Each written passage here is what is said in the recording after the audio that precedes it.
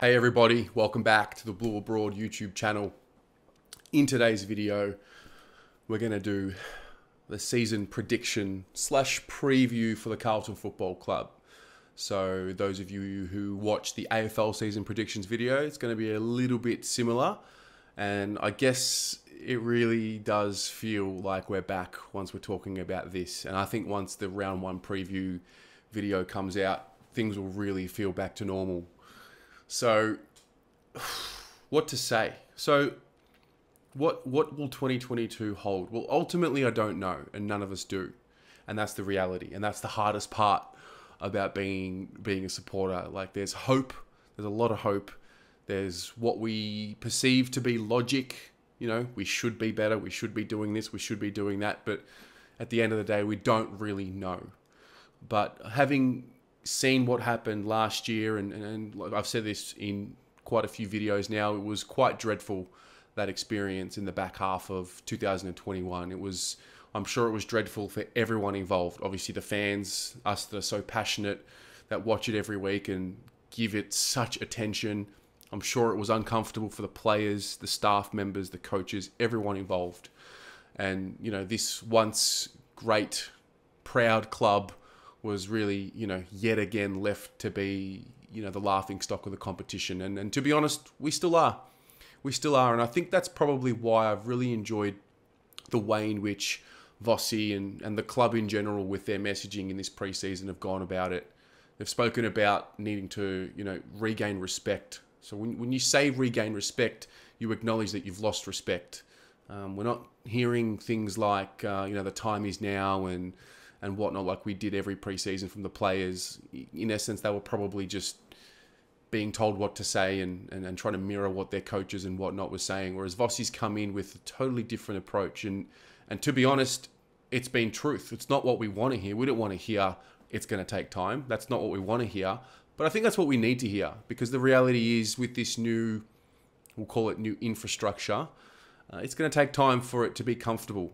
I think Ash Hansen and Tim Clark also made comments about how what it looks like in round 1 won't be what it looks like in round 11, and the same will go from round 21 to round 11. So I sense a greater level of patience, and I'm comfortable with that. I think where I would get uncomfortable is if I don't see, or we don't see, the application. I think most would agree. I mean, we're going to lose games. It's going to happen. But I think at the end of the day, you want to see your team play with a spirit and a heart and a passion and a desire and a will to really win. And if we're going to lose games, we're going to lose games. But don't lose games in a manner the way we have been over the last 5 years. Don't just succumb to the fact that, oh, we're going to lose today. And I think that takes time. I watched the special on the Melbourne Footy Club the other night, and they were talking about how there was a negative energy around the club, almost like how are we going to lose today, or how is it going to be today? And I fear that has crept into our club for some time now because of how much we've experienced losing. And so I think those thoughts and those habits, especially under pressure, they're going to need some ironing out. And the reality is, yep, the players have had a full preseason with Vossi, but you don't really get to know Vossi until you're losing and you're getting feedback and you're getting, criticised, or you're getting your buttons pushed. And that's probably where the time element comes into play. We're talking about building relationships with new people. There's a list of, 40 plus. You've got to find out how everyone's buttons work. Certain people require certain feedback and whatnot. So I expect there to be, some shortcomings early in the season. However, I also expect there to be a level of application, a level of maturity, a level of accountability greater than what we had seen in 2021. Now, we won 8 games in 2021, notwithstanding how dysfunctional things were and what was really going on behind the scenes. So, again, I don't want to put my logic into the situation, but in my mind, I'm really thinking, like, if we can win 8 games last year, if we can tidy up a few things, some of the losses last year, like the Doggies one, being up 28 at three-quarter time and letting it slip, the West Coast one, the North Melbourne one. There are a couple there that if we clean things up, if we get that maturity, if we get that organisation, if we get that two-way running, that defensive mindedness, when we lose the ball. I feel like this group is certainly capable of winning 2 to 3 more games. Now, what does that mean? It means something like 11 wins. And if you have 11 wins, you give yourself the best chance to make finals. I think 12 wins, like I've said, gets you in. Essendon made the finals in 2021 with 11 wins, but 12 wins is really going to be guaranteeing us a spot in the 8. Now, is finals a pass mark? Ultimately, of course it is, because this is now a group that is no longer in its infancy. You know, it's been together for a while. We've added a few pieces. Last year, we added some senior heads with Zach Williams and Adam Sard. This year, we go again with Adam Chera, George Hewitt. And I think 4 of those guys in 2 seasons is, you know, we're going to see the benefits of that. Now, I would hope Williams and Sard, who I think last year we all thought they were the icing on the cake, it turns out they weren't. But I do hope there's a level of comfort with them at the club now. Now, Chera and Hewitt seem to be really seamlessly fitting in by all reports, and even when you watch the practice matches. But I think what they provide for our midfield is what we really lacked last year. And that was that defensive mindset, that two-way running, that ability to switch from offensive mind to defensive mind. And I think the pressure they'll bring will be infectious. So I'm expecting that. I'm expecting a much more harder team. I don't want to see anyone backing out of contests. And I would assume that, you know, with Michael Voss and the like there, like he's not going to accept anyone playing any other way other than powerful, hard at it, and, you know, a real contested style. So can we take much out of the preseason games? I don't know. I think you can. I think you need to build confidence as early as possible, especially with the new regime. And so I have liked what I've seen from there. And I also think we've got a brilliant sprinkling of youth amongst the group. Now, I think we've also, it's really been a handover. You know, we held on to the Murphy and Betts generation last year, and obviously they've retired. The club is really now in the hands of, you know, Cripps and Wiedering and Mackay and Doherty and these guys. These are the guys that carry the keys. And the reality is, yeah, I'm hopeful, but the reality is I have a fear as well. I have a fear that none of these guys in our club know what it's like to really win, to draw on winning experiences. Obviously, they've got Michael Voss, Ashley Hansen there, and they've got coaches there that have withstood that adversity. But in terms of being on the field, we don't quite have it yet. And I guess that's where my fear comes from, that they don't know any better, they're working on their habits, and so there's going to be a few more failures along the way. And I think, you know, we've changed board, we've changed coaching group. If it doesn't work with this group, then what are we going to say? You know, is it going to be, well, the players aren't good enough? I think that's probably my deepest fear, that we've just simply not got the cattle that we thought we had. But I don't believe that. I believe, you know, every club in the AFL has super talent, and it's really about the environment that you put them in that allows them to become the best versions of themselves. So have we got that in place? Well, I don't know. We'll have to wait and see. We're going to wait and see and see how we show up. I'm super excited for round 1. I think it tells you a lot about the intentions for the season and the way we play. Having said that, we did have a pretty solid showing against Richmond in 2021, and we all know what happened after that. But, you know, if we can, and this is the story of the Carlton Football Club, if he, should he, could he, but if we can get off to a really good start and get that early win and not be chasing tail, not be 0-2, I think the momentum will carry the boys a little bit. And I guess what I'm asking for is a little bit of luck early on while we're still really figuring it out amongst the rest of the competition and who we are and how we're going to play and how we're going to be coached. I'm hoping we can jag one of the first 2 just to get the confidence going, just to get the ball rolling. And that's why I think the pre-season performance against Melbourne was important, because I think it's good for the group to see that what they've been working on works. So I'm expecting it to be, you know, full throttle, attacking the contest, you know, in a way that we haven't seen this group do before. And that's what I'm hoping to see. So, you know, in terms of how many wins, like I said, 11, 12, I think we can build off 8 wins. And it's funny, I've even spoken to a lot of non-Carlton supporters, and they've given me the, surely you're going to be good this year. You know, I think the rest of the competition knows, but until we do it, we haven't done it. And we haven't done anything yet. We have proven nothing. As far as I'm concerned, I still have that bad taste in my mouth from last year. So until we move forward and create those new memories with this group in 2022, I still have that bad taste in my mouth. And And sometimes you need that. Sometimes the failures are what propel you to the success. And I would hope that the players, I'm pretty sure they do, have that bad taste in their mouth for how things eventuated last year. You know, that for me is not a good representation of who these guys are as men, as humans, as athletes, as professionals. And I guess that's the big word there, professional. I want to see a more professional outfit this year.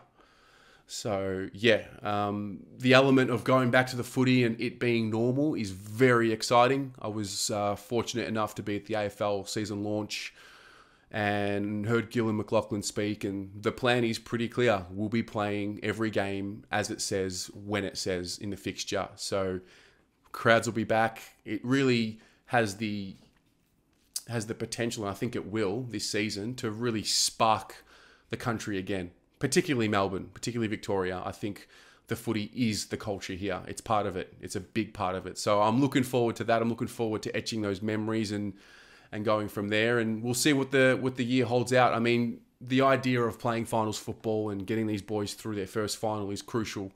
You know, we're on this journey to win a premiership. That's really what it's all about. We need to get finals experience under our belt as soon as possible, because I think once we make a final, can you imagine us? How many of us are going to be showing up to these games? There's going to be, you know, the Richmond final of 2013, which seems like a lifetime ago now. Like, that's what we're building towards. That's the idea. So, you know, I'm just holding out for that. We all are. I'm really excited at the thought of that being, a possibility. So I'm hoping for that. Now, in terms of, everything else, the channel, it's just fascinating. I can't really seem to stop repeating what's happened. I'm super grateful for the journey that this is on, and I'm obsessed with the process of this all. I mean, where it takes us is where it takes us. It's really about what's happening now, and we've had a couple of years to, I guess, meet and really connect, and I feel this trust has been built with the community, and it's a genuine community now. And through all the discussions in the comments, I've learned a lot about who we are and how we think, and even about the game. And so I've really appreciated that, and want to acknowledge all of you that do contribute in any way, whether it be through making content or even just through the comments, because it's been really remarkable. We've had a pandemic, but we seemingly have had this situation where we've become closer, even though a lot of us haven't met. So yeah, it's going to be much of the same. I expect the fan cams to be the highlight of the year. We're going to be able to really document the fan sentiment up until we win the premiership. And that's really what this channel is all about. It's documenting the journey from, the rebuild up until we win this flag. And that's something I'm really proud of. I think, on a personal note, it's really interesting because for a lot of you that have been watching for years, I've really grown up with you. I've been doing this, most days for the last 3 to 4 years. We're about to have the 4th birthday, and I guess the 2nd or 3rd birthday of the video content. So I've really shared a lot of who I am, with you guys here, and you've seen me grow up. And I think each year I try to take something from last year and make it better the year after. And I guess for me, it's more about, staying professional, trying to not to get too emotional, even though I think being emotional is part of who I am and who we are as supporters. We are an emotional bunch, and that is the beauty of who we are. Sometimes it can be the curse, because sometimes we can get a little too emotional, but finding that balance is really what my mission is with this. I want to really have, the best representation of who the Carlton people are. And that's ultimately what this channel is. I think this is when opposition supporters watch the channel, they're watching, who are the Carlton people, and that's who we are. And I think adding the video element is really where the revolution of fan engagement comes from, because we've gone from forums and Facebook where you can have fake profiles, and, with the video, you've got ultimate accountability. So I think we're doing something pretty special. I know we are. And I think, in 5-10 years, we'll be looking back and marveling at what's happened. But ultimately, I feel a great sense of responsibility to make sure it's done the right way and make sure it aligns with, the club's values and whatnot. Because ultimately, while we're not an official, link to the club, we are a link to the club, because we are the people that, support the club and pay our memberships for the club. So I'm looking to build off that accountability, be better, any way that I can. And obviously there's more of a responsibility now when you've got other shows on the channel, you've got younger people contributing, so helping guide them through the experience is something I didn't think would be part of this experience, but I'm pretty humbled to have that role to play. So listen, I'm excited. I'm really excited. I'm amped, if I'm honest. I think Sunday when I get the round 1 preview out, and it really all begins, it'll be quite heartwarming, and I can't wait to see as many of you there on Thursday night against Richmond, and really just hopefully it's the coming together of this club, and you know, we get a greater link between supporters and club, and we don't have the division, we don't have the disappointment. I think there will be disappointment along the way, but there's levels to it. We don't want to see the dysfunction that there was in 2021. So yeah, I look forward to it. I'll give you some predictions for the season ahead. I think Patrick Cripps will be back to his best. Looks like he's got a point to prove to himself, to the rest of the community. I expect him to be right up there in the Brownlow count. I don't expect him to... He could win it. He definitely could win it. I think he'll win our best and fairest. I think Harry Mackay will win the goal kicking. I believe that with Charlie there, it can only help him. The idea of having Charlie back is such an unknown, but it's also very exciting. I think our young player that will really emerge this year, I think it'll be Corey Durden. I mean, Jack Carroll's another one that I've really got an eye on. Brody Kemp is another one as well, but I think Corey Durden, yes, I'm completely biased, but I think the way he goes about it, and having met him a couple of times and spoken to him, and I can vouch for his attitude towards things and his professionalism. Obviously, I've had that window. I think he's ready to really show us what he's all about. And then I think the breakout player will be, I think it'll be Jack Silvani. I've said this in my last video. I think, you know, we're entering year 7. You know, I think this will be the year where he goes from being, you know, J-Sauce to becoming Sauce. And I think that's a significant part of his development that we haven't spoken about yet. When everyone starts referring to him as Sauce, I think that's where he really carries on the tradition and I guess fulfills his destiny. So that's how I see it playing. The Blues will win 11 or 12 games and we'll finish 8th, play a final, win our first final, and we'll see what happens from there. But let me know what you're expecting from the season. Let me know how you've recapped our preseason and some of the themes and issues that you expect to see for the season 2022. I look forward to chatting with you in the comments and for the rest of the year. All the best, and go the Mighty Blues.